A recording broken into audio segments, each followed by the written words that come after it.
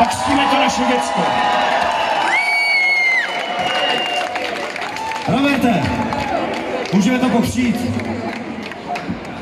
Můžeme, ale ještě tady chci kamarády z těch předešlých kapel, to jsou taky knotři, pojďte!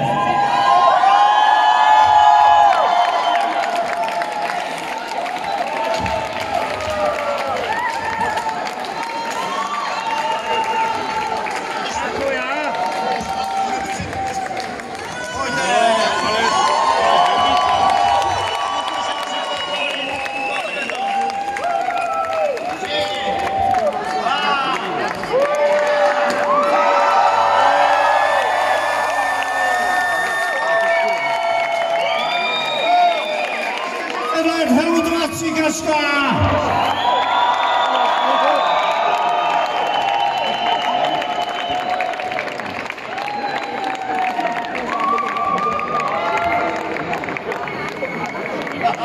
Takže, Aleš Čuma, obal,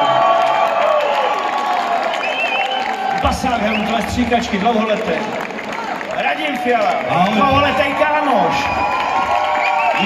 Díky. Těch piv, co jsme vypili. A kluci z Německa neumějí česky, takže jsem je vlastně německy nepozval, nicméně přijeli až z daleký země, shodou Francie, z Karlsruhe. Tímto je chci pozdravit a poděkovat jim taky.